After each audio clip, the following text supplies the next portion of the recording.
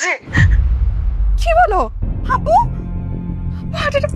দিলাই, আম্মু তুমি তো বুঝতেছো আমি পারবো না।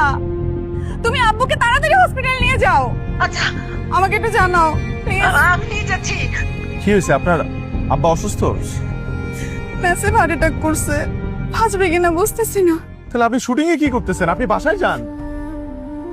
কোন লেকে যাওয়া যায়?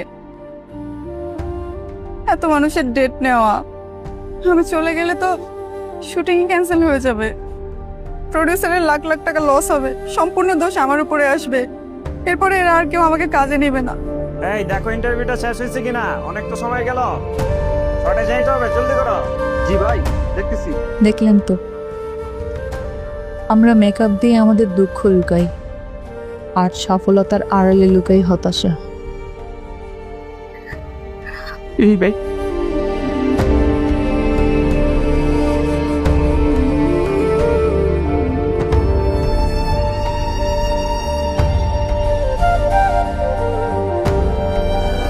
মন খারাপ? এতক্ষণ মন খারাপ ছিল, তুমি আসলে এখন মন ভালো হয়ে গেছে। মন খারাপ ছিল মানে? কি নিয়ে এত চিন্তা করো তুমি বলো তো? ভাবতেছিলাম টাকা পয়সা থাকলে যদি মানুষ সুখী না হয়, তাহলে মানুষ সুখী হয় কিসে? সফলতায়। হ্যাঁ, সফলতায় মানুষ সুখী তো হবেই। তেমন তুমিও বলতে চাইতেছো যে সফল মানুষ সুখী মানুষ? হ্যাঁ, সফলতা মানুষের পরিশ্রমের ফসল, আর পরিশ্রমের ফল তো মিষ্টি হবেই। তার মানে আমার একজন সফল মানুষের সাথে কথা বলতে হবে।